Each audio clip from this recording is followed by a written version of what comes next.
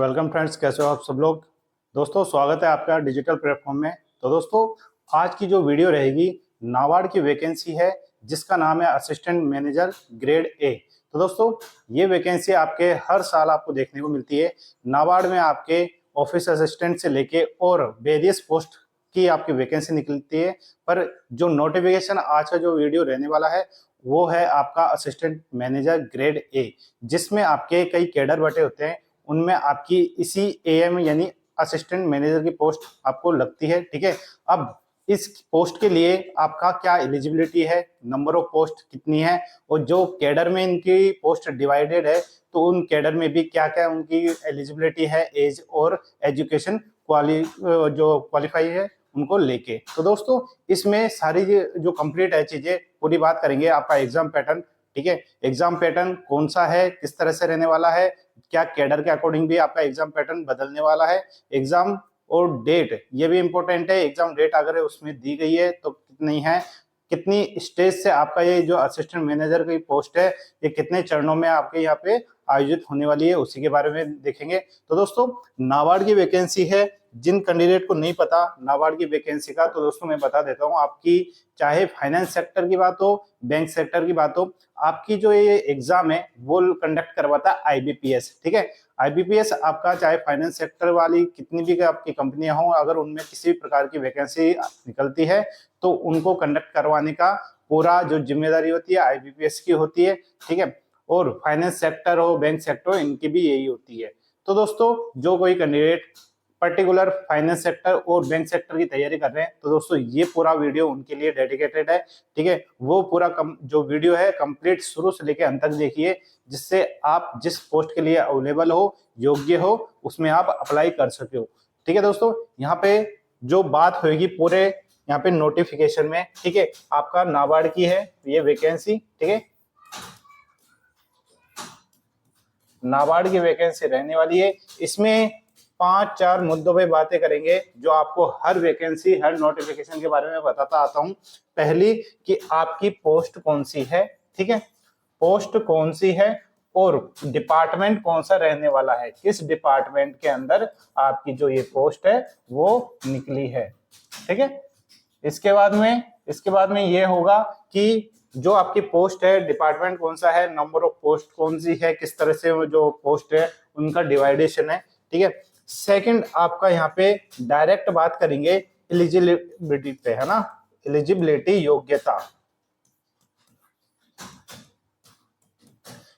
की बात करेंगे। अब दोस्तों योग्यता में दो चीजें आती है, आपका एज फैक्टर आता है।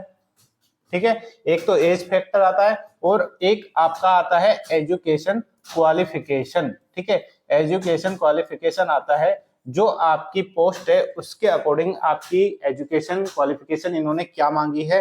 ठीक है, वो इसके बाद में क्या आएगा, आपका यहाँ पे जो एग्जाम पैटर्न है वो आएगा। एग्जाम पैटर्न आएगा कि आपकी जो एग्जाम है पर्टिकुलर पोस्ट के लिए वो कैसे रखी गई है, इसमें पैटर्न बोल दो या यहाँ पे स्कीम बोल दो। ठीक है, इसके बाद में अगर यहाँ पे पर्टिकुलर जो स्कीम दी गई है उसमें क्या क्या आपका सब्जेक्ट आ गया है, अगर उसके अकॉर्डिंग यहाँ पे सिलेबस दिया गया है तो सिलेबस की भी बात कर लेंगे। ठीक है, सिलेबस की भी बात कर लेंगे कि किस पोस्ट के लिए क्या क्या सब्जेक्ट का यहाँ पे स्कीम है, उसके टॉपिक्स कौन कौन से हैं। उसके बाद में यहाँ पे बात करेंगे कि अगर एग्जाम डेट भी इन्होंने दी है तो एग्जाम डेट क्या रहने वाली है। ठीक है दोस्तों, एग्जाम डेट। तो दोस्तों ये आपका 4-5 पॉइंट है जिनके आधार पे पूरा नोटिफिकेशन की जो रूपरेखा है तैयार होती है, जिसमें पोस्ट की बात करेंगे, डिपार्टमेंट की बात करेंगे, नंबर ऑफ पोस्ट किस तरह से डिवाइडेशन है आपका कैडर वाइज और आपकी कैटेगरी वाइज। ठीक है, इसके बाद में एलिजिबिलिटी पे आते हैं जिसमें एज और एजुकेशन क्वालिफिकेशन की बात करेंगे। उसके बाद में एग्जाम स्कीम आता है। उसके बाद में अगर सिलेबस वहां पे आपका दिया हुआ है तो सिलेबस की बात कर लेते हैं, और अगर डेट दी है तो दोस्तों उसकी भी बात कर लेंगे। अब होता यह है कि अगर आईबीपीएस किसी भी एग्जाम को कंडक्ट करवाती है दोस्तों, आपको पहले क्लियर कर देता हूं कि चाहे वो फाइनेंस सेक्टर की बात हो या बैंक सेक्टर की बात हो, अगर आईबीपीएस किसी एग्जाम का टेंडर लिया है इन्होंने तो दोस्तों ये मान के चलिए 6 महीने के अंदर अंदर, 6 या 8 महीने के अंदर तो दोस्तों वो पूरी प्रोसेस पूरी कर लेता है, ठीक है। और एडवांस में ही उसकी सारी डेट क्लियर होती है, और जिस डेट को उन्होंने बोला है कि इस दिन एग्जाम लगेगी, इस दिन आंसर की आएगी और इस दिन रिजल्ट आएगा, तो दोस्तों आएगा, ठीक है। यानी आप किसी भी एग्जाम की तैयारी कर रहे हो, अगर वो कंडक्ट करवा रही है आईबीपीएस, तो ये मान के चलिए आपके हाथ में 6 या 8 महीने के अंदर अंदर जॉब होगी, अगर आप पास होते हो तो, ठीक है। इस चीज को आपको बिल्कुल ध्यान रखना है, इसलिए आपको ये सारे पॉइंट है, पूरा नोटिफिकेशन है, पूरे जो ऑफिशियल नोटिफिकेशन है उसमें क्लियर करूंगा कि क्या क्या इस ये पॉइंट है, इनमें किस तरह से अपन पूरा देखेंगे। तो दोस्तों यहाँ पे आप देख सकते हो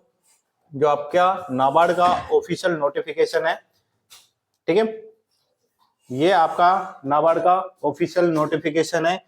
इसमें आपको वो सारी चीजें देखने को मिलेंगी जो आपको जानने की जरूरत है और आवेदन करने के लिए एसेंशियल चीजें हैं, ठीक है।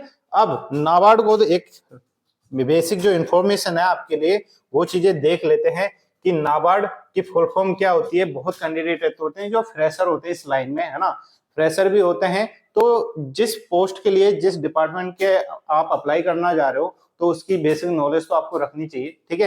हालांकि ये चीजें बताने की नहीं है, क्योंकि आज के टाइम पे सब स्टूडेंट अवेयर रहते हैं किसी भी एग्जाम के लिए, ठीक है। उनको ये बेसिक जो नॉलेज है, जानकारी है, वो सब मालूम होती है। फिर भी मेरा काम है आपको सारी चीजें बताना, क्योंकि जब कोई वीडियो देख रहा होता है तो दोस्तों वो फ्रेशर भी होता है, अच्छे से अच्छे नॉलेज वाले भी स्टूडेंट और कैंडिडेट होते हैं जो इस वीडियो को देख रहे होते हैं, ठीक है। तो ये मैं कॉमन बनाता हूँ, किसी पर्टिकुलर स्टूडेंट को टारगेट नहीं करता। मैं ये मान के चलता हूँ मेरी वीडियो एक बिल्कुल जो ना समझ है वो भी देख रहा होगा, ठीक है, और फ्रेशर है वो भी देख रहा हो, चाहे वो बैंक सेक्टर की तैयारी कर रहा हो, फाइनेंस सेक्टर की तैयारी कर रहा हो या ना हो, ठीक है। अब नाबार्ड की बात करते हैं, तो दोस्तों नाबार्ड का जो फुल फॉर्म है क्या है, national bank for agriculture and rural development, ठीक है दोस्तों। ये आपकी फुल फॉर्म हो जाती है किसकी, नाबार्ड की, ठीक है। ये आपका पूरी wholly owned by government of India, पूरा ये गवर्नमेंट ऑफ इंडिया का है, ठीक है। इसमें प्राइवेट सेक्टर का कोई भी यहाँ पे वो नहीं है हस्तक्षेप, ठीक है। अब यहाँ पे किस चीज की रिक्वायरमेंट हो रही है, असिस्टेंट मैनेजर, ठीक है, असिस्टेंट मैनेजर की यहाँ पे रिक्वायरमेंट हो रही है, जो कि आपका ग्रेड ए का है। अब जैसे मैंने बोला था कि इसमें आपके कैडर बटे होते हैं, कैडर कौन से हैं आपका, यहाँ पे आरडीबीएस, इसका भी बताऊंगा आरडीबीएस की फुल फॉर्म क्या है, ठीक है, legal protocol and security service, ठीक है दोस्तों। ये आपके कैडर है जिसमें आपकी ये पोस्ट देखने को मिलेगी, और इनमें भी आपकी अलग अलग एलिजिबिलिटी मांगी जाएगी, पोस्ट नंबर ऑफ पोस्ट अलग होगी, ठीक है, चाहे वो कैटेगरी वाइज भी देख सकते हैं, ठीक है। यहाँ पे आप देखोगे कि आपकी जो ये पोस्ट है, ठीक है, इसमें आपका जो आवेदन है वो कहां से कहां तक लेंगे, यानी कब से कब तक लोगे। तो दोस्तों ये आप यहाँ पे नाबार्ड की जो ऑफिशियल वेबसाइट है www.nabard.org, इस पे जाके भी आप ऑफिशियली जो नाबार्ड का ऑफिशियली साइट है यहाँ पे वो देख सकते हो। नाबार्ड के द्वारा जितनी भी प्रकार की वैकेंसी आती है, रिक्वायरमेंट होती है, तो वो उनके ऑफिशियल जो वेबसाइट है वहां पे आपको मिल जाएगी, ठीक है।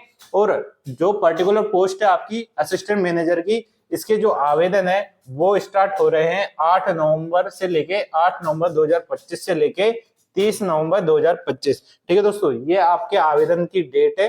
हालांकि आवेदन कब से ही स्टार्ट हो चुके हैं, ठीक है, क्योंकि बीच में बहुत सारे नोटिफिकेशन आए थे, तो उनको बनाने में उनको, क्योंकि उनका जरूरी था, तो दोस्तों हर एक का नंबर 1 बाय 1 आ रहा था। तो ये दोस्तों जल्द ही आपके सामने आपके यूट्यूब प्लेटफॉर्म पे उपलब्ध हो जाएगी, ठीक है दोस्तों। ये आपकी साइट है, आपकी यहाँ पे आवेदन की डेट है जो आपको क्लियर कर दी है ना। अगर जो योग्यता रख रहा हो स्टूडेंट तो तुरंत अपना आवेदन कर ले, टाइम बिल्कुल नहीं है, ठीक है।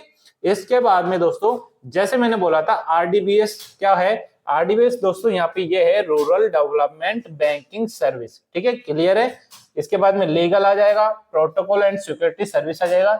ये आपकी 3 कैटेगरी है, तीनों कैटेगरी में आपकी असिस्टेंट मैनेजर की पोस्ट है वो देखने को मिलेगी, ठीक है।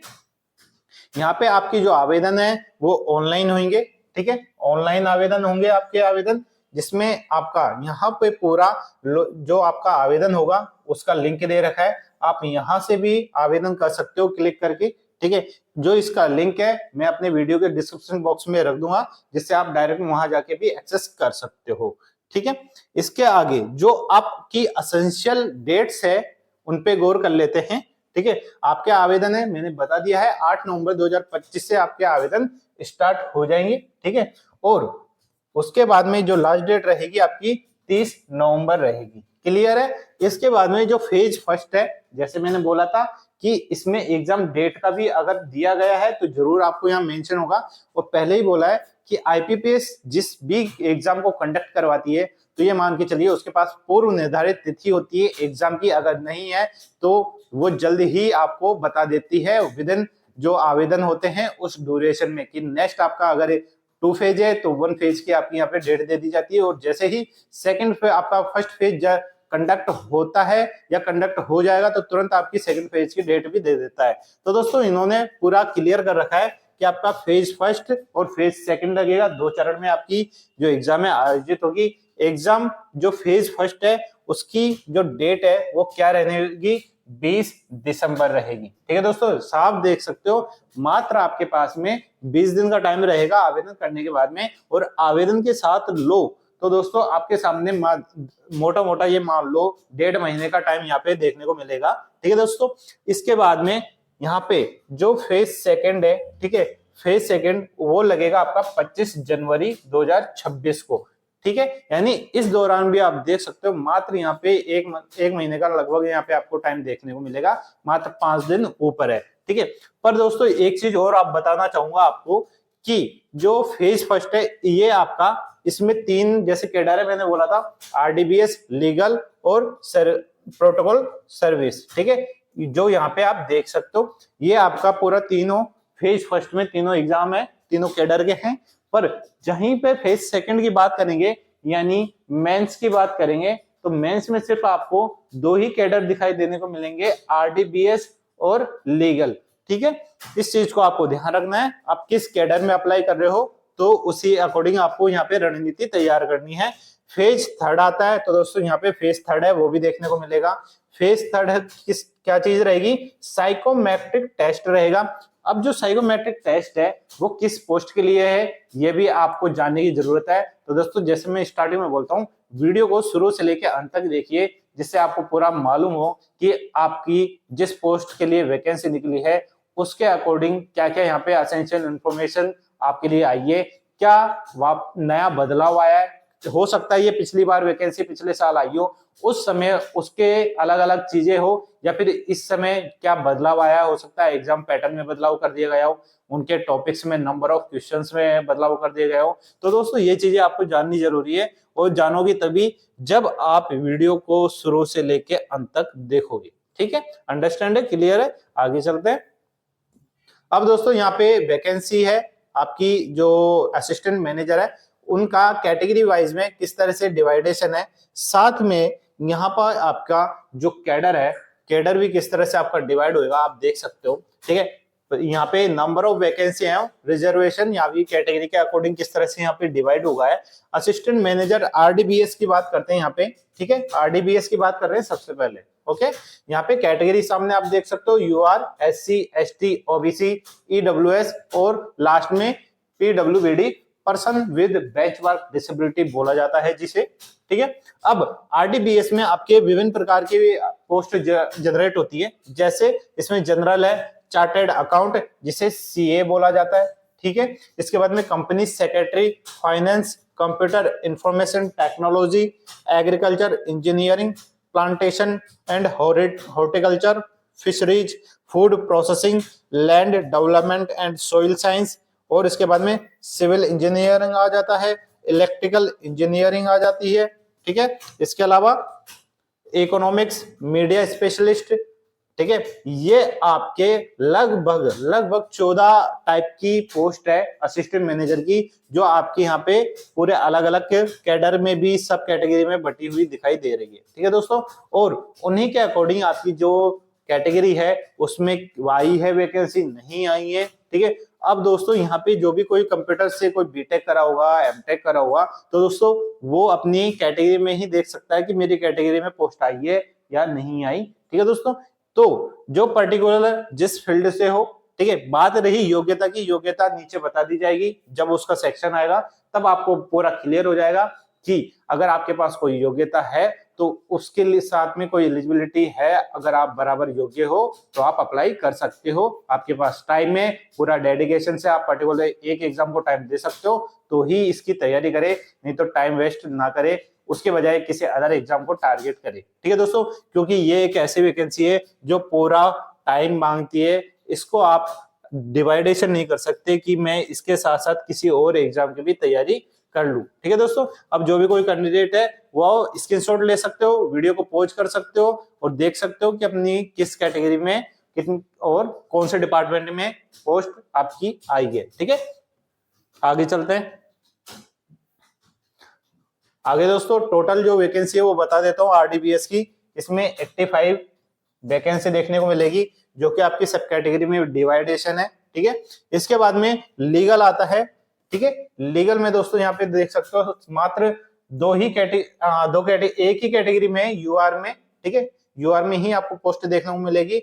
और जो थर्ड आपका कैडर है प्रोटोकॉल एंड सिक्योरिटी, इसमें भी मात्र 2 कैटेगरी में देखने को मिलेगा, एक तो यूआर होगा और एक यहाँ पे या तो एससी होगा या एसटी होगा, उसको भी क्लियर कर लेते हैं। तो दोस्तों एसटी में आपको ये पोस्ट देखने को मिल रही है, तो प्रोटोकॉल एंड सिक्योरिटी सर्विस में मात्र आपको यहाँ पे 4 वैकेंसी देखने को मिलेगी जो कि आपके 2 कैटेगरी में डिवाइडेड है। इस तरह से देखा जाए जो टोटल वैकेंसी आपकी नाबार्ड में असिस्टेंट मैनेजर की आई है वो 91 आई है, 91 आई है। ठीक है दोस्तों, अब असिस्टेंट मैनेजर की पोस्ट है दोस्तों बहुत बड़ी वैकेंसी होती है, पोस्ट बहुत अच्छी होती है, क्योंकि असिस्टेंट मैनेजर है तो स्वाभाविक बात है आपकी जो सैलरी है काफी अच्छी रहेगी।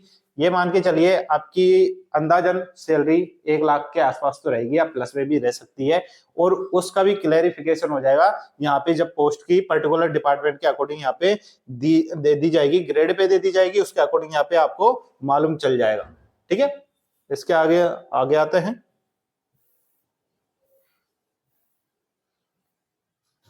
यहाँ पे दोस्तों पूरा जो रिजर्वेशन है आपका, ठीक है, आपके पीडब्ल्यूडी वाला, उसमें किस किस तरह से और कोई स्पेशल अगर कोई केस है, ठीक है, तो वो उनको भी शामिल किया गया है कि अगर वो उस कंडीशन में है तो उनको भी अप्लाई करने के लिए, और उनकी जो सीटें है वो है या नहीं है वो देख सकते हैं। ठीक है, हर पोस्ट के लिए है, हर कैडर के अकॉर्डिंग यहाँ पे बता दिया गया है। ठीक है,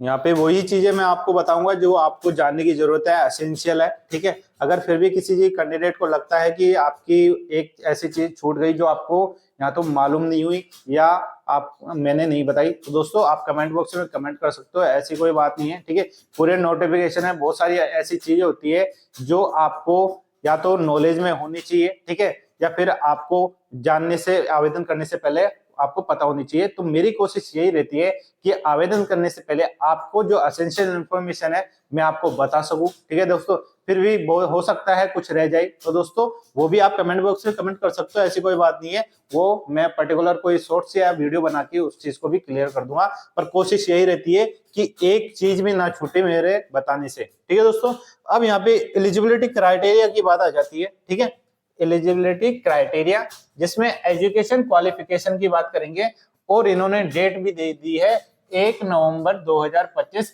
इस डेट पे ही आपकी, इस डेट से पहले पहले जो भी आपकी क्वालिफिकेशन है उसका रिजल्ट आ जाना चाहिए। क्लियर है, यही चीज आपके यहाँ पे नीचे देखने को मिल जाएगी, अगर मिलेगी तो आपको जरूर बताऊंगा, पर यही मान के चलिए डेट इसलिए होती है, एज ऑन का मतलब यही है कि इस डेट से पहले पहले आपकी जो क्वालिफिकेशन है जिस भी पोस्ट के लिए, जिस भी कैडर के लिए, वो आपकी कंप्लीट हो जानी चाहिए। ठीक है, तभी जाके आप उस फॉर्म में अप्लाई कर सकते हो और एलिजिबल हो सकते हो। ठीक है, और साथ में यहाँ पे देख सकते हो ओनली 1 ऑप्शन। ठीक है, यानी आप जिस भी पोस्ट के लिए अप्लाई करें तो एक ही पोस्ट के लिए अप्लाई करें। ठीक है, नहीं तो जो आप मल्टीपल अगर आप अप्लाई करोगे तो दोस्तों हो सकता है आपका वो फॉर्म रिजेक्ट हो जाए, पुराने वाले, जो आपका लेटेस्ट होगा फॉर्म वही आपको यहाँ पे एक्सेप्टेड किया जाएगा। इस चीज का आपको ध्यान रखना है। ठीक है दोस्तों, यहाँ पे उस चीज को भी क्लियर कर लेते हैं। यहाँ पे वही चीज दी गई है, it is clarified the candidate applying for AM assistant manager, ठीक है, किसमें, आरडीबीएस में, जनरल, ठीक है, यहाँ पे general can't apply for another discipline and vice versa. Similarly, candidate applying for assistant manager, legal or protocol and service can't apply for AM vice versa. यानी सीधी सी बात है, आप एक ही पोस्ट के लिए अप्लाई कर सकते हो, आप मल्टीपल जो डिसिप्लिन है, कैडर है, उसमें आप अप्लाई नहीं कर सकते। ठीक है, यहाँ पे भी क्लियर कर दिया गया है, the candidate can apply only for one post और डिसिप्लिन। हो गया, जैसे मैंने पहले ही बोल दिया था, क्लियर यही चीज होती है। ठीक है, इसके अलावा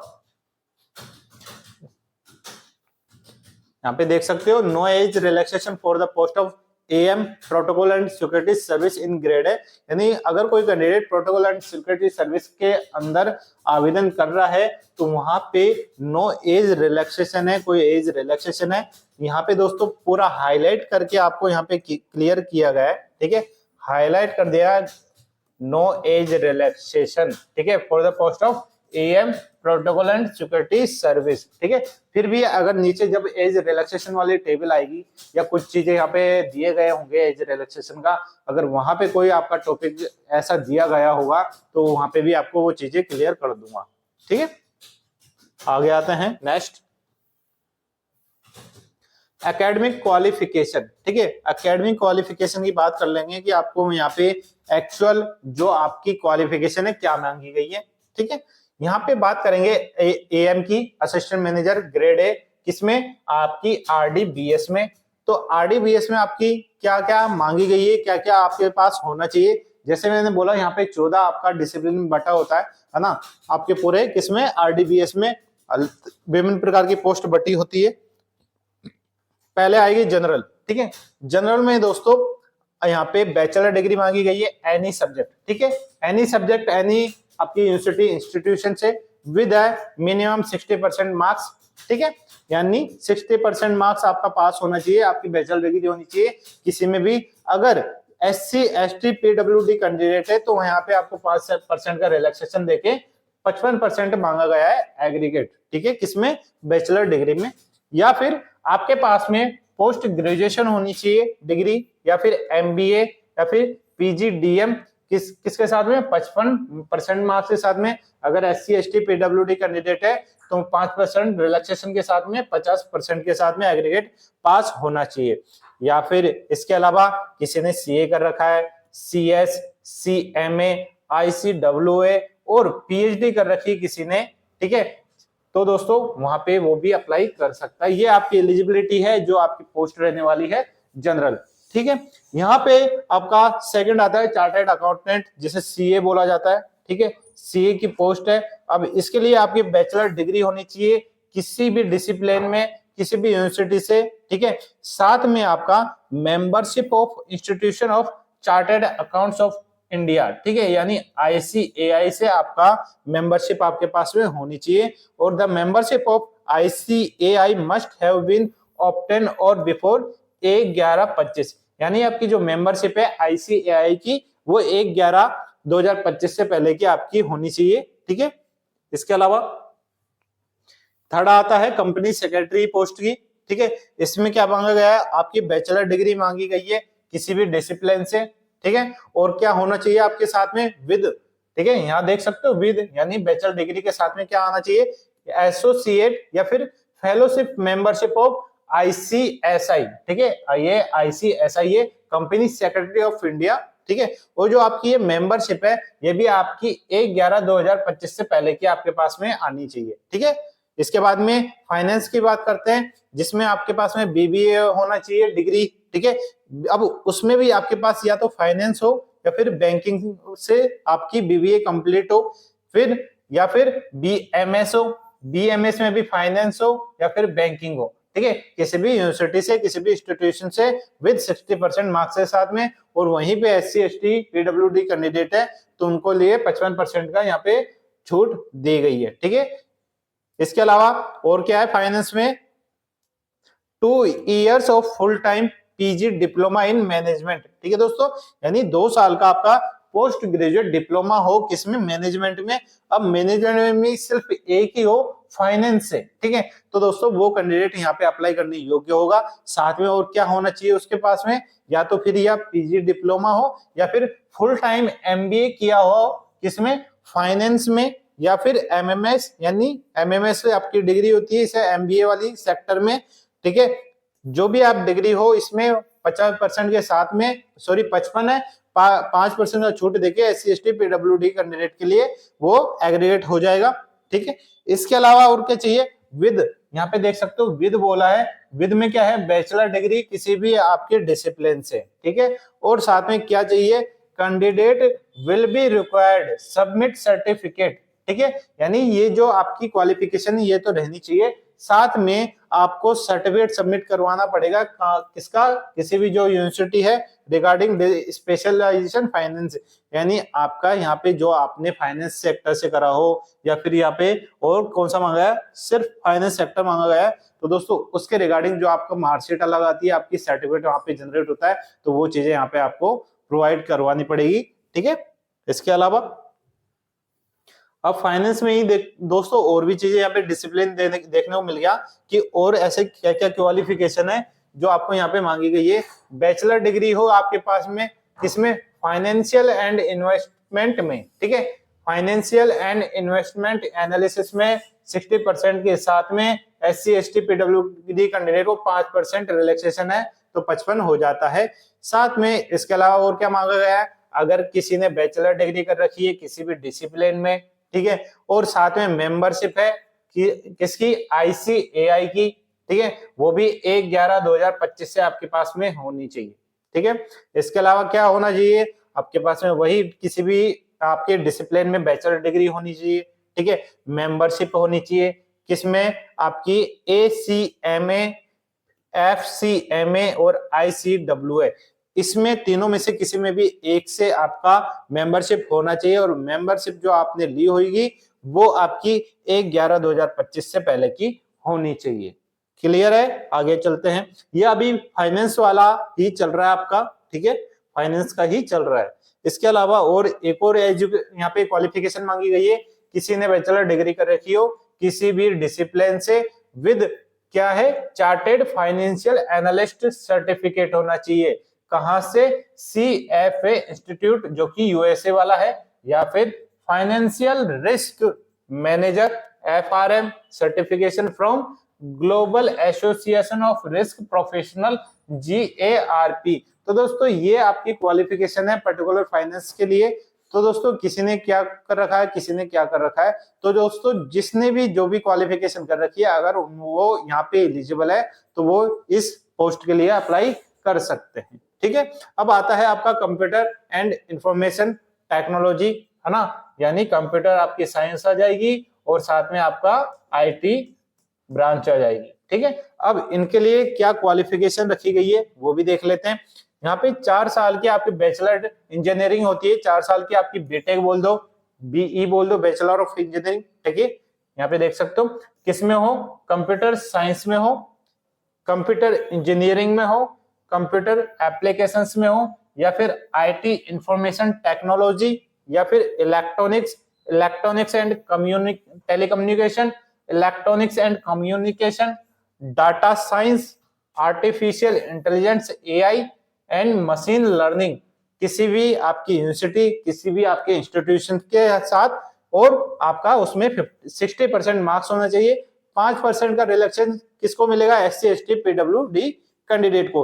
ये आपका एक क्वालिफिकेशन हो गई जो कि CS और IT में रहने वाली है, ठीक है दोस्तों। यहाँ पे आपका 2 ही ब्रांच मेरे को लगता है आपकी, या तो सिविल और मैकेनिकल है वो रही है, क्योंकि आपकी जो CS IT है ये आपका इलेक्ट्रॉनिक्स से भी पूरा कनेक्टेड और होता है, ठीक है।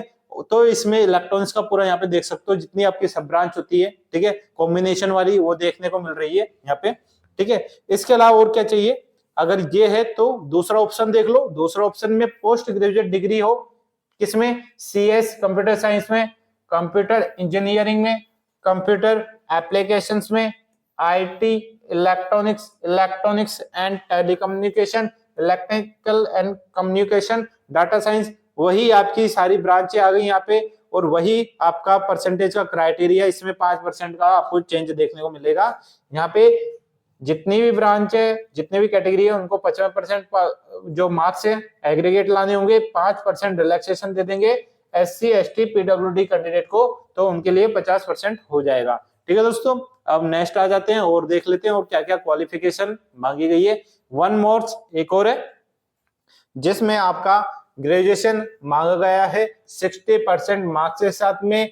इसके अलावा 55% आपकी SC ST PWD कैंडिडेट, किसी भी आपका डिसिप्लिन है, इसमें कोई स्पेसिफाई नहीं करा, ठीक है, स्पेसिफाई नहीं करा। साथ में आपका having pass department of electronics and accreditation of computer course, यानी आपका यहाँ पे जो आपकी डिग्री कंप्लीट हो, ठीक है, जो डिग्री मांगी गई है वो कहाँ से आपकी होनी चाहिए, department of electronics and accreditation of computer course, यानी कंप्यूटर जो कंप्यूटर कोर्स है वो आपका इस डिपार्टमेंट से होना चाहिए, वो चाहे से आपकी बैचलर डिग्री किसी भी टाइप की हो या कॉम्बिनेशन में हो।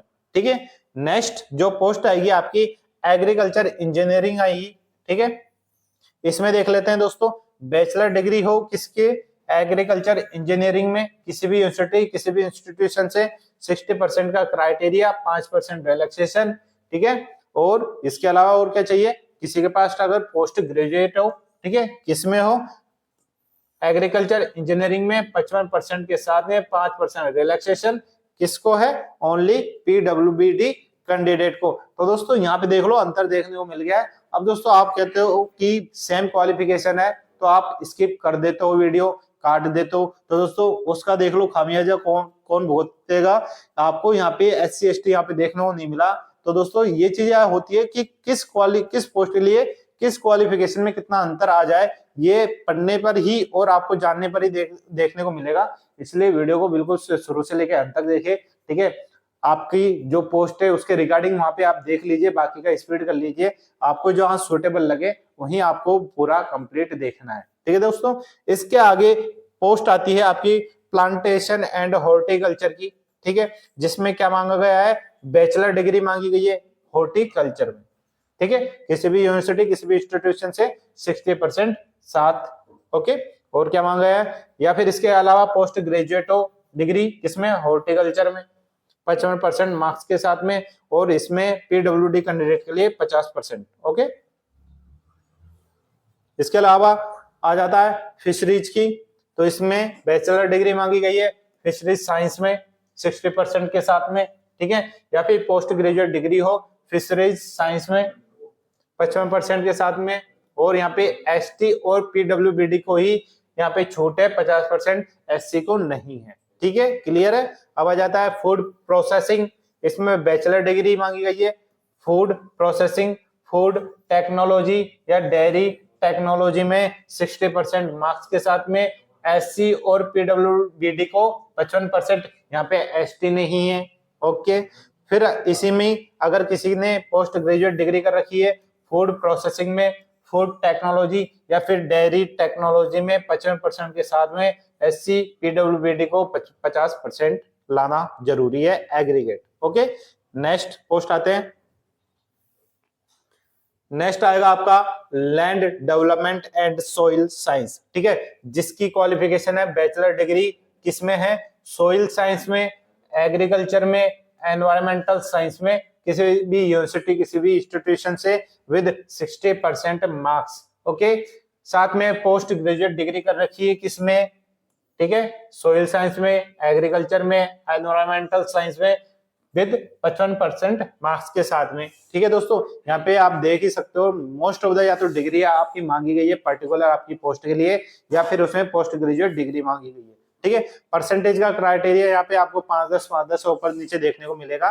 ठीक है, पर ये जो डिग्री होती है इनमें स्वाभाविक सी बात है सबके 60% प्लस जो एग्रीगेट है वो आ ही जाते हैं। ठीक है, पर कभी कभार हो जाता है जो एक अच्छे इंस्टीट्यूट से होते हैं वहां पे परसेंटेज आपको बहुत कम देखने को मिलती है। ठीक है, यहाँ पे सिविल इंजीनियरिंग आ जाती है जिसमें स्वाभाविक सी बात है या तो आपका पास बीटेक मांगा जाएगा, ठीक है, या ऐसी डिग्री या डिप्लोमा जहां आपने सिविल से कुछ ना कुछ कर रखा है। ठीक है दोस्तों, क्या है, बैचलर डिग्री है जिसमें सिविल इंजीनियरिंग से करी हो, स्ट्रक्चरल इंजीनियरिंग से करी हो। तो दोस्तों यहाँ पे देख सकते हो नई जो ब्रांच है आपको देखने को मिली है स्ट्रक्चरल इंजीनियरिंग। ठीक है, क्योंकि बहुत कैंडिडेट होते हैं, कॉमन आपका सिविल इंजीनियरिंग देखने को मिलेगा, आपको सुनने को भी मिलेगा, पर स्ट्रक्चरल इंजीनियरिंग बहुत कम करे होते हैं। ठीक है, उनके लिए भी यहाँ पे ऑप्शन दे दिया गया है विद 60% मार्क्स के साथ में। इसके अलावा पोस्ट ग्रेजुएट डिग्री इसमें सिविल इंजीनियरिंग में या फिर स्ट्रक्चरल इंजीनियरिंग में विद 55% मार्क्स के साथ में। ओके, इसके अलावा इलेक्ट्रिकल इंजीनियरिंग की बात कर लेते हैं, इलेक्ट्रिकल ब्रांच वाले, ठीक है, उनके लिए है ये पूरा। बैचलर डिग्री आपकी स्वाभाविक बात है इलेक्ट्रिकल में मांगी गई है। कॉम्बिनेशन वाली देख लेते हैं, इलेक्ट्रिकल एंड इलेक्ट्रॉनिक्स इंजीनियरिंग या फिर पावर सिस्टम, ठीक है, यहाँ पावर सिस्टम का भी एक आ गया जो कि आपकी 60% साथ में, या फिर आपका पोस्ट ग्रेजुएट डिग्री होगी जो आपकी इलेक्ट्रिकल एंड इलेक्ट्रॉनिक्स या फिर पावर सिस्टम से विद 55% मार्क्स के साथ में, ठीक है। मीडिया स्पेशलिस्ट की बात करते हैं जिसमें आपको पोस्ट ग्रेजुएट डिग्री मांगी जा रही है, इसमें मास मीडिया में या फिर मास कम्युनिकेशन में या फिर कम्युनिकेशन या फिर जर्नलिज्म में, ठीक है, विद 55% मार्क्स के साथ में। ओके, क्लियर है। इकोनॉमिक्स पोस्ट वाली बात कर लेते हैं। इकोनॉमिक पोस्ट की बात करते हैं दोस्तों, इसमें भी आपका यहाँ पे पोस्ट ग्रेजुएट डिग्री मांगी गई है, किसमें अप्लाइड इकोनॉमिक्स विद 55% मार्क्स के साथ में, ठीक है। साथ में क्या चाहिए, candidate with economics as a one of the main subject at all year या सेमेस्टर, यानी जो इकोनॉमिक्स है आपने चाहे वो डिग्री कर रखी हो, पोस्ट ग्रेजुएट डिग्री कर रखी हो, उसमें सभी सेमेस्टर में आपकी यहाँ पे ये जो इकोनॉमिक्स सब्जेक्ट है वो आने चाहिए, एसेंशियल है, ठीक है दोस्तों। इस चीज को आपको ध्यान रखना है, ऐसा नहीं है आपके फर्स्ट ईयर में या फिर आपके सिर्फ फर्स्ट एंड सेकंड सेमेस्टर में ही आपके इकोनॉमिक्स हो, तो दोस्तों ऐसा नहीं है। अगर सभी सेमेस्टर और सभी ईयर में आपके इकोनॉमिक्स सब्जेक्ट है तभी आप इस फॉर्म को, इस पोस्ट के लिए आवेदन कर सकते हैं, ठीक है। इसके अलावा अब आता है आपका लीगल सर्विस, ठीक है। लीगल सर्विस की बात करते हैं दोस्तों, लीगल सर्विस के लिए देख लेते हैं क्या चीजें दी गई है। लीगल सर्विस में आपका यहाँ पे बैचलर डिग्री मांगी गई है, किसमें, लॉ में, ठीक है, लॉ में बैचलर डिग्री मांगी गई है। इसके अलावा और देख लेते हैं क्या है, इसमें आपका bar counselling of India for the purpose of enrolment as an advocate with minimum 60% के साथ में, ठीक है।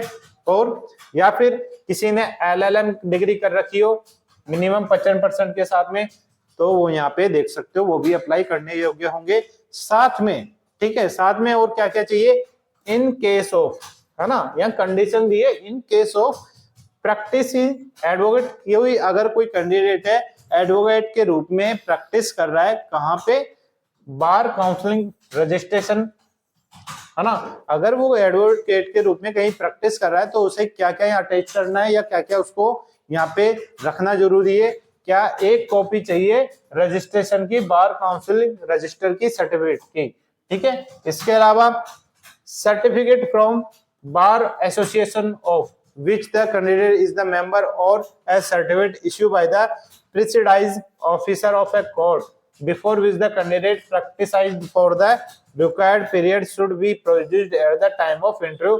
यानी आपने बार एसोसिएशन से अगर आपने प्रैक्टिस कर रहे हो तो दोस्तों, और अगर आप वहां के मेंबर हो, तो जब आपका यहाँ पे साफ दे दिया गया है कि जब आपका इंटरव्यू लगेगा तो उस समय आपको वहां पे लाना जरूरी है, ठीक है दोस्तों। इस चीज को आपको ध्यान रखना है, क्योंकि जिस टाइम आपका इंटरव्यू होगा तो उसी समय हो सकता है आपका यहाँ पे डीवी हो, तो उस दौरान आपका जो भी एसेंशियल आपके डॉक्यूमेंट है, ठीक है, सर्टिफिकेट है, डिप्लोमा है, वो वहां पे ले जाने हैं जरूरी, ठीक है।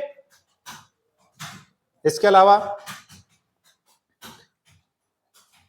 देख लेते हैं और क्या चीजें हैं इसमें परसेंटेज का क्राइटेरिया दे दिया है कि अगर किसी के सीजीपीए, है ना, किसी पॉइंट, हर जगह परसेंटेज का क्राइटेरिया नहीं चलता, ठीक है, सीजीपीए भी चलता है आपका, ओजीपीए, सीपीआई, और सिमिलरली अगर कोई अलग टर्मिनोलॉजी यूज होती है मार्कशीट में, रिजल्ट में, तो दोस्तों वो भी यहाँ पे देख सकते हो। आपका पॉइंट्स के अकॉर्डिंग डिवीजन किसी को मिला है या मार्क्स मिला है वो देख सकते हो, ठीक है। इसके अलावा यहाँ पे एक चीज और बता दूं, अगर किसी परसेंटेज का जो क्राइटेरिया है बिल्कुल ऐसे स्थिति में है, कैसी स्थिति में, कि अगर किसी के पॉइंट्स में है जैसे 49 पॉइंट यहाँ पे 99 दे रखा है, तो दोस्तों उससे 50% मान लिया जाएगा। ठीक है,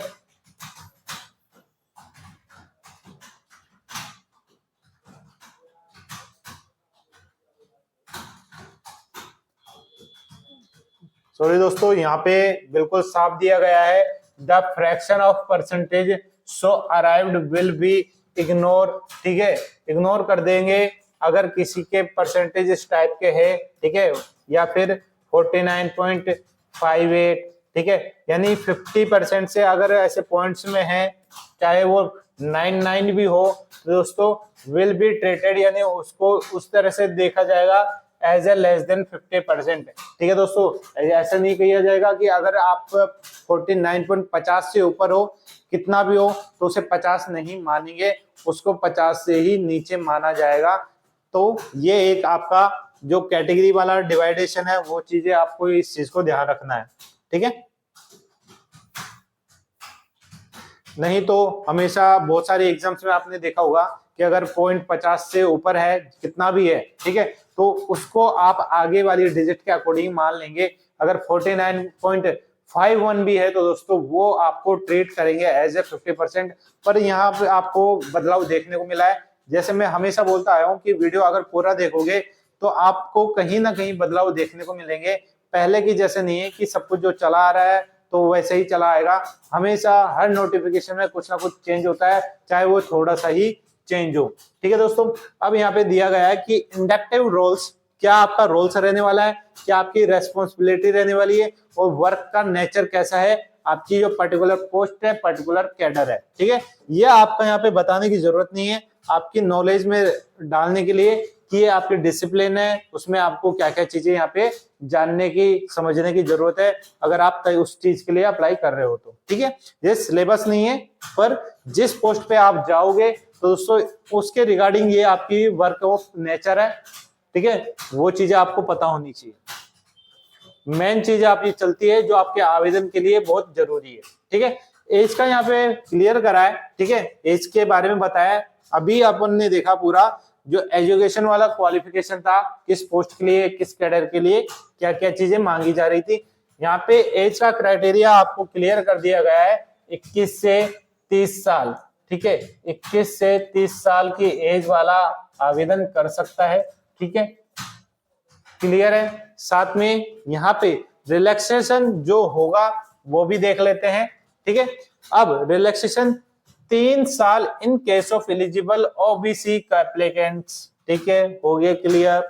इसके अलावा maximum of 5 years in case of, अब ये केस बता दिए कि 5 साल की छूट मिलेगी किन किन को, ये कंडीशन दे दी पूरी। अगर SC ST है तो उन्हें 5 साल की छूट और मिल जाएगी। ठीक है, एक्स सर्विसमैन है, उसमें भी अलग अलग कंडीशन है। उसके अलावा emergency commission officer, short service commission के अगर कोई ऑफिसर है पर्टिकुलर, उनके साथ कोई दिक्कत है, कोई ऐसी कंडीशन है, तो उनको भी यहाँ पे 5 वर्ष का छूट देखने को मिलेगा।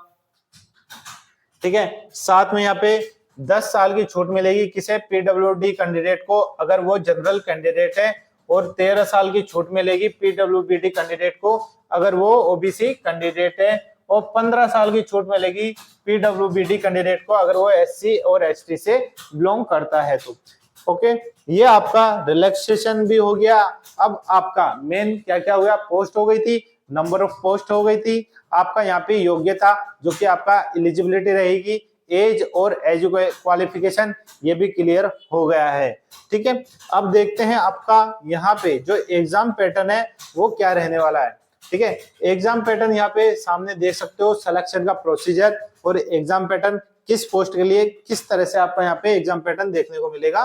ठीक है, फेज 1 यहाँ पे रहेगा। ठीक है, और यहाँ पे क्लियर करा आपका पूरा 4 फेज। ठीक है, अब 4 फेज है, किस तरह से यहाँ पे देखने को मिलेंगे वो देख लेते हैं।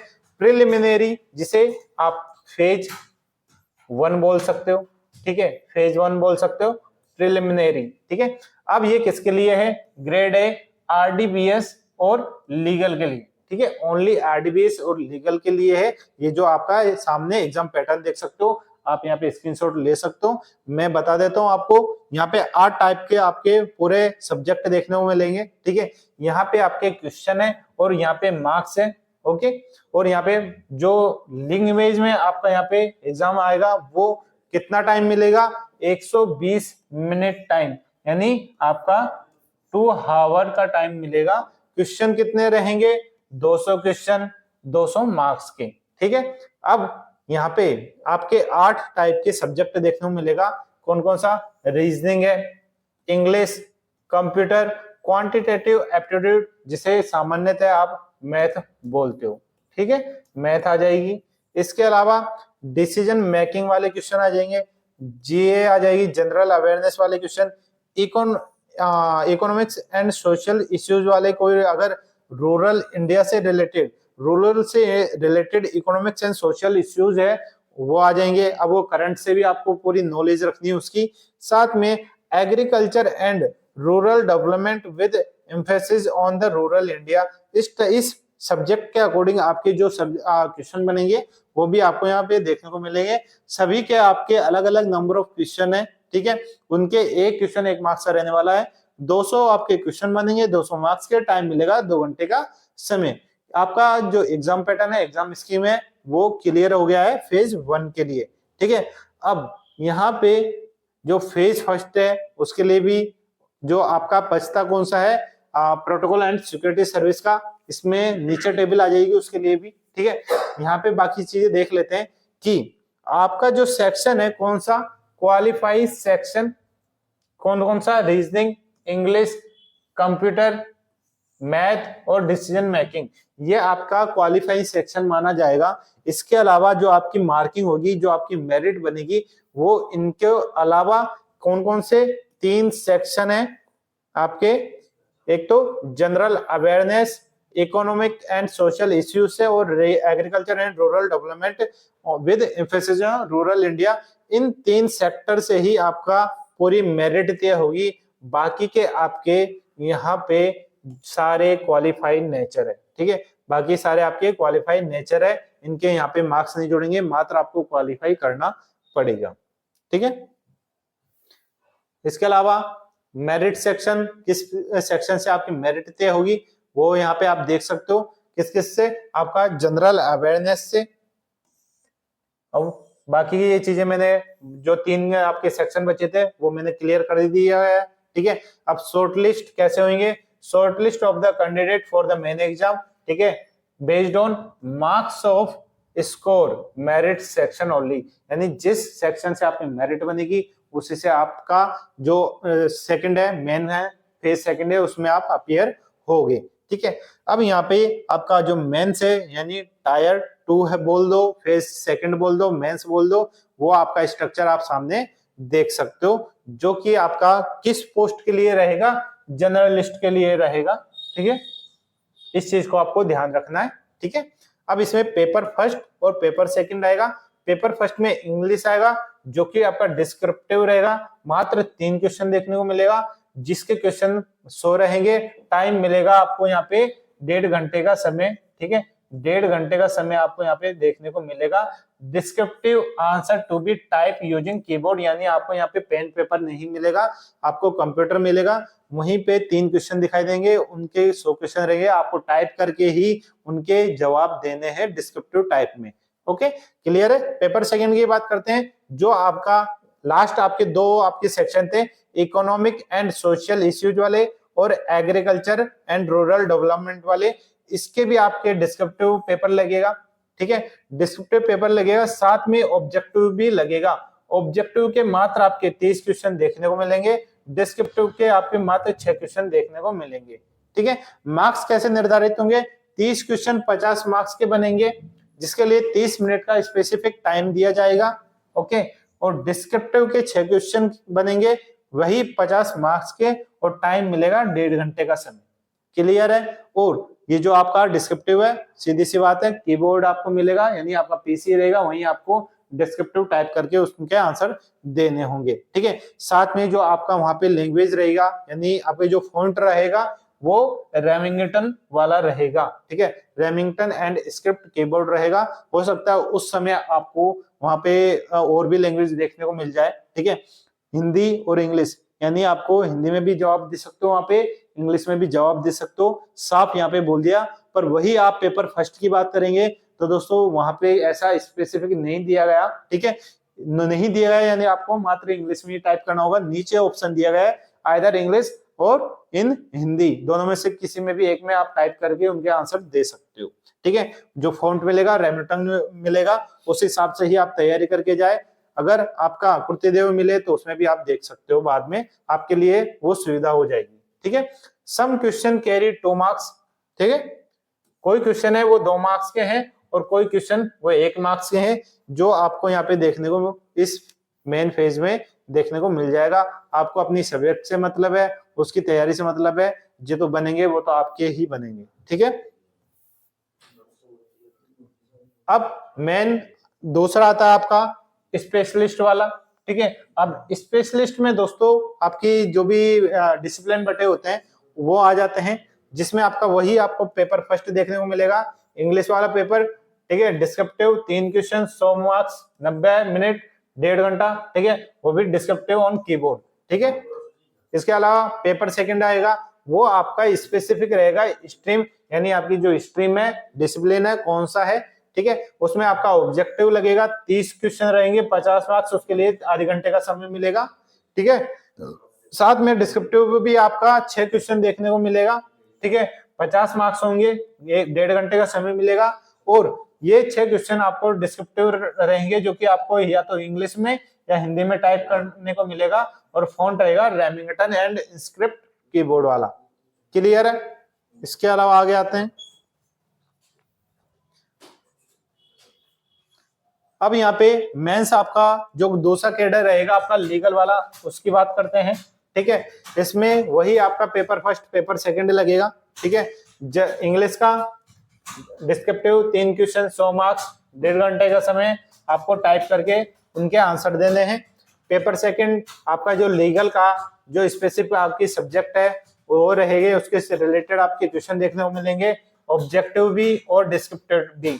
ऑब्जेक्टिव आपके 30 क्वेश्चन, मार्क्स 30, आधे घंटे का समय मिलेगा। वहीं पे डिस्क्रिप्टिव के आपके 6 क्वेश्चन देखने को मिलेंगे, 50 मार्क्स के, 1.5 घंटे का समय आपको देखने को मिलेगा। वो जो 6 क्वेश्चन है वो डिस्क्रिप्टिव टाइप में आपको कीबोर्ड से टाइप करने होंगे, या तो हिंदी में या इंग्लिश में, ठीक है, या तो हिंदी या इंग्लिश। यहाँ पे इंग्लिश नहीं दिया गया, इस चीज को आपको देखना है, ठीक है। हर जगह बिल्कुल बदलाव देखने को मिलता है, मात्र यहाँ हिंदी है। अब हो सकता है या तो टाइपिंग की इनकी एरर हो, या फिर हिंदी में ही टाइप का ऑप्शन वहां पे आए, ठीक है, रेमिंगटन या फिर स्क्रिप्ट कीबोर्ड आ जाएगा यहाँ पे, ठीक है दोस्तों। इसके बाद में ये आपका फेज 1 फेज सेकंड हो गया, ठीक है। अब 4 फेज कैसे जा रहा था आपका, फेज 1 हो जाएगा, फेज 2 हो जाएगा, ठीक है। यहाँ पे फेज 1, ठीक है, और फेज 2, ये दो आपका एग्जाम स्कीम मैंने क्लियर कर दी है, ठीक है। इसके बाद में क्या लगेगा आपका, साइकोमेट्रिक टेस्ट लगेगा, ठीक है, जो कि मैंडेटरी है, ठीक है, जो कि एमसीक्यू यानी ऑब्जेक्टिव टाइप का टेस्ट रहेगा। 90 मिनट यानी आपका यहाँ पे 1.5 घंटे का समय आपको यहाँ पे देखने को मिलेगा साइकोमेट्रिक टेस्ट के लिए, जो कि आपका ऑब्जेक्टिव टाइप का रहेगा। इसके बाद में जो भी कैंडिडेट अपीयर होंगे किसमें, इंटरव्यू में, तो बात करेंगे आपकी आरडीबीएस और लीगल के लिए, जो कि आपका इंटरव्यू रहेगा 50 मार्क्स का, ठीक है। अब तक आपने बात करी आरडीबीएस और लीगल के लिए बात करी, अब आएगा लास्ट अपना प्रोटोकॉल एंड सिक्योरिटी सर्विस वाली कैडर के लिए, ठीक है। ये आपका स्कोर है, स्कोर किस तरह से आपके जनरेट होंगे उसके बारे में बताया गया है। नेगेटिव मार्किंग की कितनी रहने वाली है, 1/4 ऑफ मार्क्स, ठीक है, 1/4 ऑफ मार्क्स यहाँ पे नेगेटिव मार्किंग देखने को मिलेगी, ओके। इसके अलावा कट ऑफ इन फेज फर्स्ट, है ना, वो एक कट ऑफ निकलेगी, वो अपीयर जो भी कैंडिडेट उन कट ऑफ को पार करेंगे वो अपीयर होंगे फेज सेकंड में, ठीक है। और इसके जो उनका स्कोर है, ठीक है, स्कोर है वो इंडिविजुअल भी देखा जाएगा और पूरा टोटल भी देखा जाएगा, दोनों तरीके से उनका जो मेरिट है वो तैयार होगी, ठीक है। इसके अलावा और देख लेते हैं और क्या क्या चीजें एसेंशियल है आपके लिए।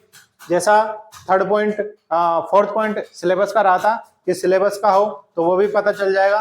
ठीक है, सिलेबस का यहाँ पे पॉइंट आ गया है सिलेबस। ठीक है, अब इसमें सिलेबस आपका आरडीबीएस जितना डिसिप्लिन बटे हुए थे उनके अलग अलग सिलेबस है।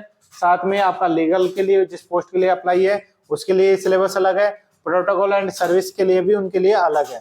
ठीक है, यहाँ पे देख सकते हो आरडीबीएस एंड ऑल डिसिप्लिन। ठीक है, यहाँ पे पूरी टेबल दी गई है सबों की, आपके यहाँ पे जो सिलेबस है अलग अलग है। ठीक है, आप इस पीडीएफ को हमारे टेलीग्राम ग्रुप से भी एक्सेस कर सकते हो। आपका पर्टिकुलर जिस भी आप डिसिप्लिन से अप्लाई कर रहे हो उसके आप प्रिंट निकलवा सकते हो, देख सकते हो, पीडीएफ को भी एक्सेस कर सकते हो। आपको जो टेलीग्राम में वो हमारे वीडियो के जो डिस्क्रिप्शन बॉक्स है वहां पे लिंक मिल जाएगा, क्लिक करना है उस पर, आप डायरेक्ट हमारे टेलीग्राम ग्रुप में आ जाओगे, ज्वाइन करना है। तो दोस्तों आपको ये पीडीएफ तो एक्सेस होगी, साथ में वैकेंसी जो कि आपके सेंट्रल, स्टेट, ठीक है, फाइनेंस, बैंक सेक्टर जो भी वैकेंसी आती है उनका अपडेट वहां पे पता चल जाता है, चाहे वो नोटिफिकेशन हो, रिजल्ट हो, आंसर की हो, ठीक है, या कोई उनमें बदलाव देखने को मिला है तो वो भी चीजें वहां पे उपलब्ध हो जाती है। ठीक है, साथ में जो पुराने नोटिफिकेशन के लिंक है वो भी आपको देखने को मिल जाएंगे। इसके अलावा और देख लेते हैं, यहाँ पे तो पूरी टेबल चलेगी अभी। ठीक है, अब यहाँ पे एक बच गया था, जैसे मैंने स्टार्टिंग में कहा था, स्टार्टिंग आरडीबीएस और लीगल की बात हो रही थी, एक रिमेनिंग बच गया था cadre protocol and security service का, तो उसकी भी बात करेंगे, उसको भी अपन पूरा पीछा नहीं छोड़ेंगे। ठीक है, आएगा protocol and security service grade A assistant manager. Eligibility की बात करेंगे तो दोस्तों एज की बात करेंगे तो एज यहाँ पे मिनिमम 25 साल और मैक्सिमम 40 साल की एज रखी गई है। ओके, एक्सपीरियंस तो दोस्तों सेकंड ऑप्शन एक्सपीरियंस का दे दिया, इसमें कुछ नहीं कर सकते, तो एक्सपीरियंस मांगा गया है। तो दोस्तों एक्सपीरियंस तो यहाँ पे कितना मांगा गया है, as an officer with minimum 10 year. ठीक है, 10 ईयर की आपकी जो एक्सपीरियंस है मिनिमम होना चाहिए, उसमें भी 5 year in case of PWBD candidate. अगर पीडब्ल्यूडी कैंडिडेट है तो उनको 5 साल का ही अगर एक्सपीरियंस है तो वो उसके लिए भी यहाँ पे है। ठीक है, और साथ में किसमें, आर्मी, नेवी, एयरफोर्स। ठीक है, holding with a valid ex serviceman identity card. अगर इन सेक्शन से है, इन विभागों से अगर कोई कैंडिडेट है, नॉर्मल कैटेगरी में है या पीडब्ल्यूबीडी कैंडिडेट है, तो उनके लिए एक्सपीरियंस का जो यहाँ क्राइटेरिया है वो क्लियर करा है। ओके, इसके अलावा आगे चलता है दोस्तों, पूरे नोटिफिकेशन में आपको अलग अलग जगह अलग अलग क्वालिफिकेशन देखने को मिलेगी। ठीक है, आपके लिए एसेंशियल वहां पे क्या रिक्वायरमेंट मांग ली है, जब ये चीजें जब आप एग्जाम फॉर्म भरते हो, फॉर्म फिल हो जाता है, एग्जाम भी दे लेते हो दोस्तों, पता जब चलता है जब 6-8 महीने बाद में जब डीबी और इंटरव्यू होता है तब आपसे ये रिक्वायरमेंट रहती है। ठीक है, तो उस समय आपको बहुत परेशानी देखने को मिलेगी। ठीक है, जॉब रिक्वायरमेंट बोल दिया कि आपकी जो प्रोटोकॉल एंड सिक्योरिटी सर्विस वाली पोस्ट है उसकी जॉब रिक्वायरमेंट क्या है उसके बारे में बताया गया है। ठीक है, स्कीम की बात कर लेते हैं, आपके एग्जाम स्कीम की। आपका प्रोटोकॉल एंड सिक्योरिटी सर्विस में आपका जो फेज 1 है वो क्या इस तरह से लगेगा, वही आपका रीजनिंग आएगी, इंग्लिश आएगी, टेस्ट ऑफ जनरल अवेयरनेस, किसके लिए, स्पेशल रेफरेंस, बैंकिंग इंडस्ट्री के लिए आपकी जीके यहाँ पे पूछी जाएगी, और यहाँ पे प्रोफेशनल जो नॉलेज है किसकी, यहाँ पे प्रोटोकॉल एंड सिक्योरिटी सर्विस वाली प्रोफेशनल नॉलेज है वो पूछी जाएगी। सभी के 50-50 क्वेश्चन देखने को मिलेंगे, पर मार्क्स यहाँ पे चेंज है। रीजनिंग के 50 क्वेश्चन 50 मार्क्स के, इंग्लिश के 50 क्वेश्चन 25 मार्क्स के, यानी एक क्वेश्चन आधे मार्क्स का।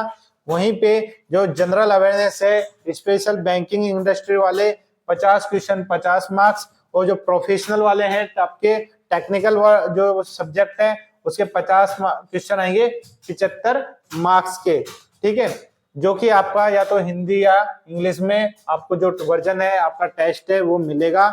यहाँ पे 120 मिनट का टाइम आपको देखने को मिलेगा, यानी 2 घंटे समय आपको यहाँ पे इस पेपर के लिए मिलेगा। टोटल जो आपके क्वेश्चन है कितने हो जाएंगे, 200 क्वेश्चन हो जाएंगे 200 मार्क्स के। ठीक है, 200 क्वेश्चन 200 मार्क्स के देखने को मिल जाएगा।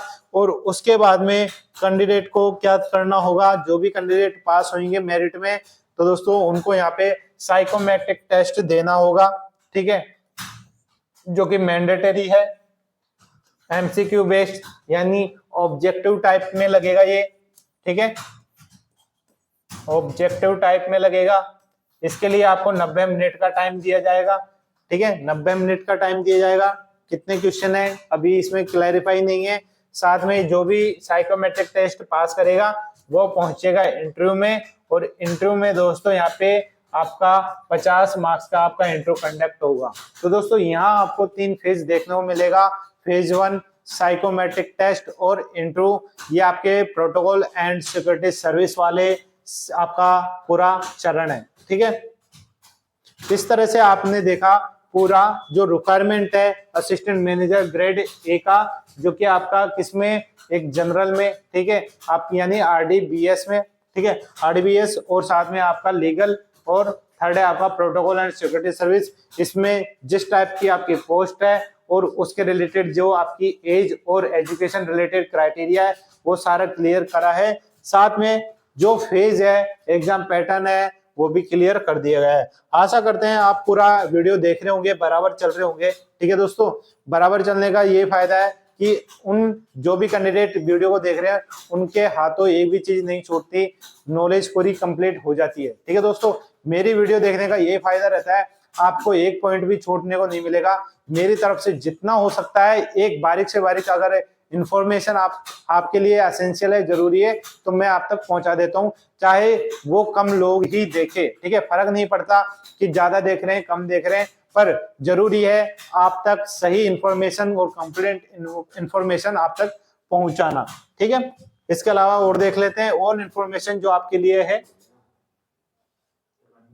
यहाँ पे प्री रिक्वायरमेंट ट्रेनिंग यानी आपने आवेदन करा, उसमें ऑप्शन आ जाएगा, किन किन के लिए आएगा, यहाँ पे SC, ST, OBC, PWBD candidate के लिए ऑप्शन आएगा कि प्री रिक्वायरमेंट ट्रेनिंग, यानी जब आपका एग्जाम लगेगा, ठीक है, एग्जाम से पहले आपका एक ट्रेनिंग होता है, अगर वो ट्रेनिंग लेना चाहते हैं तो उस पर क्लिक कर दीजिए, नहीं तो रहने दीजिए, ठीक है। जब क्लिक करोगे तो दोस्तों जिस दिन आपका एग्जाम रहेगा, ठीक है, उससे आपके कम से कम 1 वीक या 2 वीक पहले ही, ठीक है, पर आपका जो टाइमिंग है बहुत कम है, तो लगभग ये मान लो 10 या 5 दिन पहले आपका ये ट्रेनिंग की डेट आएगी। आपको पर्टिकुलर सेंटर होगा, वहां जाना है, आपकी 4-5 दिन की ट्रेनिंग होती है। अब उस ट्रेनिंग में क्या होता है क्या नहीं होता, तो दोस्तों जिस कैंडिडेट में कोई किसी ने ट्रेनिंग ले रखी है वो कमेंट बॉक्स में कमेंट करिए और बताइए सभी लोगों को कि आखिर ट्रेनिंग में होता क्या है, ठीक है। ये स्पेसिफिक किसके लिए, एससी, एसटी, ओबीसी और पीडब्ल्यूबीडी कैंडिडेट के लिए। इसके अलावा यहाँ पे एग्जामिनेशन सेंटर है, कौन से स्टेट में कौन कौन से जिले हैं, कहाँ कहाँ पे आपके सेंटर आ सकते हैं, वो लिस्ट दी गई है सारी, ठीक है। यहाँ पे मेन जो आपका मेन एग्जाम लगेगा उसके लिए भी आपकी जो स्टेट है वो दे दिए गए हैं, ठीक है, लिमिटेड स्टेट है, वहीं पे आपको जो उनकी पर्टिकुलर सिटी है वहीं पे आपका यहाँ पे सेंटर देखने को मिलेगा, ठीक है। और यहाँ पे इंटरव्यू के लिए भी दिया गया है, क्या है, द इंटरव्यू में be held at a few of the above centre, ठीक है, यानी जो ऊपर की आपकी मेन एग्जाम लगेगी इन सेंटर पे, ठीक है, तो यहाँ पे आपका साइकोमेट्रिक टेस्ट भी लग सकता है, ठीक है, आपका मेन तो लगेगा ही लगेगा, साथ में साइकोमेट्रिक टेस्ट भी इन्हीं स्टेट में से कहीं आपकी जो मेन सिटी है वहां पे वो सेंटर रहेगा आपका। साथ में आपका जो इंटरव्यू है तो वो भी इंटरव्यू इन्हीं में से किसी भी स्पेसिफिक स्टेट है उसमें कंडक्ट हो जाएगा, ठीक है दोस्तों। फर्क नहीं पड़ता कहाँ पे आपका सेंटर आ रहा है, अगर आप हर स्टेज को क्वालिफाई करते जा रहे हो तो दोस्तों आपको नेक्स्ट फेज से ही मतलब होता है, ना कि सेंटर से, चाहे वो सेंटर कितना दूर जाए, पर आपको तो लास्ट जो क्लियर है, आप जैसे जैसे स्टेज क्लियर करते हो वो चीज तो आपके लिए ही बेस्ट रहती है, ठीक है। यहाँ पे दोस्तों अलग अलग चार्ज है, जो आपका एप्लीकेशन फॉर्म है उसमें आपके कितने चार्ज लगने वाले हैं बात करेंगे। आपके यहाँ पे अगर candidate SC, ST, PWBD candidate है तो उनके लिए एप्लीकेशन फीस है वो बिल्कुल नहीं लगे, पर दोस्तों आपका यहाँ पे एक मिनिमम चार्ज होता है वो तो लगेगा ही लगेगा, जो कि 150 रहने वाला है, ठीक है। इनके अलावा जितनी कैटेगरी रिमेनिंग आ जाती है तो उनको दोस्तों यहाँ पे एप्लीकेशन जो फीस है वो 700 तो लगेगी, साथ में जो चार्ज लगेगा वो 150 का लगेगा। दोनों को जब ऐड करेंगे तो आपके 850 की फीस यहाँ पे टोटल लगने वाली है, जो भी आपका यहाँ पे अदर रिमेनिंग कैटेगरी है। और अगर कोई स्टाफ से है, ठीक है, नाबार्ड का कोई स्टाफ है जो असिस्टेंट मैनेजर के लिए अप्लाई कर रहा है, तो दोस्तों यहाँ पे उनके लिए छूट है, उनकी कोई भी फीस यहाँ पे देखने को नहीं मिलेगी। ठीक है, अब यहाँ पे दोस्तों बात आती है कि किस पोस्ट के लिए कितना आपका पे ग्रेड रहेगा, कितनी सैलरी बनेगी। तो दोस्तों ये चीज मैं आपके ऊपर छोड़ता हूँ कि एक आप बताओ, एक असिस्टेंट मैनेजर, ठीक है, आपको एवरेज बताना है, पर्टिकुलर आपको जो कैडर है, ठीक है, आरडीपीएस, आपका लीगल और प्रोटोकॉल एंड सिक्योरिटी सर्विस, इनमें कितनी कितनी सैलरी मिलेगी मैं ऐसा नहीं पूछ रहा, आप कॉमन बता दीजिए कि एक असिस्टेंट मैनेजर है उसकी सैलरी एवरेज कितनी रहती है। ठीक है, आपके सामने जो बेसिक पे है वो दिया गया है। ठीक है, बेसिक पे आपका है 44,500। ठीक है, 44,500 आपका पर मंथ का बेसिक पे है। इसी के आधार पे आपकी जो पूरी सैलरी का स्ट्रक्चर है वो तय होता है। ठीक है, इस चीज को आपको देखना है। अब यहाँ पे अलग अलग साल यहाँ पे दी गई है। ठीक है, 70 ईयर्स, अब जब आप 17 साल सर्विस में लगा दोगे तब आपकी जो बेसिक पे है 150। ठीक है, ये आपकी बेसिक पे हो जाती है। इसी के आधार पे आपकी जितने भी अलाउंस होते हैं वो इसी बेसिक सैलरी के आधार पे तय होते हैं और वही ऐड होके आपकी कंप्लीट सैलरी बन जाती है। इसमें आपको डीआरएन allowance, local compensatory allowance, house rent, ठीक है, आपकी जिस ग्रेड पे हो उस ग्रेड के अलाउंस भी एक्स्ट्रा मिल जाते हैं आपको। ठीक है, और साथ में यहाँ पे at present initially monthly gross emoluments are approximately 1 lakh. ठीक है दोस्तों, जैसे मैंने स्टार्टिंग में बोल दिया था कि आपकी जो सैलरी है वो एवरेज आप 1 लाख तो मान के चलो, मैंने एवरेज स्टार्टिंग में ही बोल दिया था। और यहाँ पर भी देख लो, एवरेज यहाँ पे 1 लाख है जो आपकी पर मंथ की सैलरी बनेगी। ठीक है, इसके अलावा सिटी टू सिटी डिपेंड करता है कि आपकी जो जॉब है, पोस्टिंग है, कौन सी सिटी में है। आपको पता हो या ना हो, आपकी जो पोस्टिंग है, ठीक है, आपके डीए टीए, वो आपकी पोस्टिंग पे डिपेंड करता है, सिटी पे डिपेंड करता है। एक्स वाई जेड में आपके पूरे स्टेट डिवाइड होते हैं। ठीक है, अब एक्स वाई जेड में कौन कौन सी सिटी आती है, उनमें किस तरह से आपका जो डीए टी का कुछ बदलाव हो, जो भी आपके अलाउंस हो उनमें कैसे बदलाव देखने को मिलेंगे, तो उस चीज के लिए अगर पता है कमेंट्स करिए, नहीं पता हो तो दोस्तों ज्यादा से ज्यादा कमेंट करिए, ज्यादा से ज्यादा वीडियो लाइक कीजिए, शेयर कीजिए, जिससे एक नया वीडियो आपके लिए स्पेसिफिक बना दिया जाएगा। ओके, इसके अलावा देख लेते हैं, मोस्ट ऑफ द सारी चीजें हो गई है जो आपको एसेंशियल जाननी चाहिए। अब इसमें हाउ टू अप्लाई आया है। ठीक है, हाउ टू अप्लाई, दोस्तों जिसे नहीं पता अप्लाई कैसे करते हैं, कैसे लिंक है, कहाँ मिलेगा लिंक, वो लिंक मिल गया तो क्या क्या इंफॉर्मेशन वो कैसे फिल करनी है। तो दोस्तों उसके लिए मैं पहले बता रहा हूँ, आपको ज्यादा ज्यादा कमेंट करना होगा। ठीक है, बताना होगा, पूछना होगा, सर नया वीडियो बना दीजिए स्पेसिफिक किसके लिए, कि फॉर्म कैसे भरे, क्या क्या डॉक्यूमेंट की जरूरत पड़ेगी, फोटो कैसे लगेगी, साइज क्या रहेगी, साइन कौन से होंगे, ठीक है, ये और उनके लिए क्या इंफॉर्मेशन है, किस साइज में होगी, वो सारी इंफॉर्मेशन जानने के लिए आपको ज्यादा से ज्यादा कमेंट करने होंगे। ठीक है दोस्तों, इस चीज को आपको ध्यान रखना है। डेट वापस यहाँ पे दे दी है, 8 नवंबर से आपके फॉर्म स्टार्ट हो गए हैं। लास्ट डेट आपकी 30 नवंबर 2025 रहने वाली है। ठीक है दोस्तों, यहाँ पे 3 चरण में आपका पूरा प्रोसेस चलेगा एप्लीकेशन का। पहले आपका रजिस्ट्रेशन होगा। ठीक है, पहले आपका यहाँ पे रजिस्ट्रेशन होगा। ठीक है, रजिस्ट्रेशन होने के बाद में क्या होगा, आप पेमेंट ऑफ एप्लीकेशन, ठीक है, रजिस्ट्रेशन हो जाएगा, आप एप्लीकेशन फॉर्म फिल कर दोगे। ठीक है, उसमें आपका फिर पेमेंट मांगा जाएगा, फिर आपकी फोटोग्राफ और सिग्नेचर यहाँ पे, और कोई जरूरी डॉक्यूमेंट है तो वो यहाँ पे अपलोड मांग लिए जाएंगे। तो दोस्तों ये आपका पूरा नोटिफिकेशन कंप्लीट हो गया है। बाकी चीजें और भी काफी सारी इंफॉर्मेशन है, पर आपको अपने एप्लीकेशन फॉर्म को जानने के लिए जो आपकी पोस्ट है, जो आपका स्पेसिफिक क्राइटेरिया है, उसमें अप्लाई करने के लिए जो जानने की जरूरत थी वो सारी चीजें मैंने क्लियर कर दी है। तो दोस्तों आपसे अपेक्षा यही रहती है हमेशा, आप जो भी वीडियो देखे इस डिजिटल प्लेटफॉर्म में, इस चैनल पे, तो दोस्तों पूरा देखिए। ठीक है, आप जिस पोस्ट के लिए अप्लाई कर रहे हैं तो कम से कम उस समय वो 5 या 10 मिनट का समय हो, कम से कम उस समय वीडियो को अच्छी तरह देखे, पूरा देखे, ठीक है। उसके बाद जहां आपको लगे वहां आप स्पीड तेज कर दीजिएगा आपके सुविधा अनुसार, क्योंकि आपके यूट्यूब जो आप वीडियो चलाते हो उसी में ऑप्शन होता है आपको वीडियो को तेज धीरे करने का। आपकी ये सुविधा है, आप वीडियो को चाहे तेज देखिए या धीरे धीरे नॉर्मल देखिए, ठीक है। ये आपकी सुविधा है। आपको नाबार्ड की ये वैकेंसी है, ऐसे ही वैकेंसी आप हमारे चैनल पे रेगुलर देख सकते हो। जितनी भी सेंट्रल की वैकेंसी आती है, फाइनेंस है, वो बैंक हो या फिर पर्टिकुलर स्टेट गवर्नमेंट, राजस्थान की बात कर रहा हूं मैं, अदर जो स्टेट है उनकी अभी मैंने स्टार्ट नहीं करा। स्टार्ट तभी होगी जब आपके ज्यादा से ज्यादा कमेंट आएंगे, ठीक है। क्योंकि दोस्तों होता यही है, जबकि आपके ज्यादा से ज्यादा कमेंट आते हैं तो दोस्तों हमें भी मोटिवेशन होता है। तो जब जब मोटिवेशन होता है दोस्तों हमें भी होती है कि हर स्टूडेंट के लिए आपको अलग से एक्स्ट्रा और क्या किया जाए, ठीक है दोस्तों।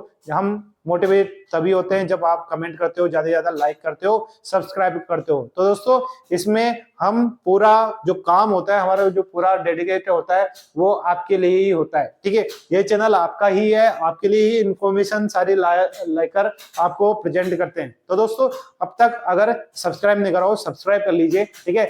साथ में वीडियो लाइक कीजिए, बेल आइकन दबाना ना भूले, जिससे किसी भी वैकेंसी का कोई अपडेट हो आपको तुरंत नोटिफिकेशन के थ्रू मिल जाए। तो दोस्तों इसी प्रकार की नई वैकेंसी, नए रिक्वायरमेंट और उनसे related exam, admit card, answer की और रिजल्ट देखने के लिए आप हमेशा बने रहिए इस चैनल से। मिलते हैं नए नोटिफिकेशन, नए रिजल्ट के साथ में, नई वैकेंसी के साथ में। धन्यवाद, जय हिंद।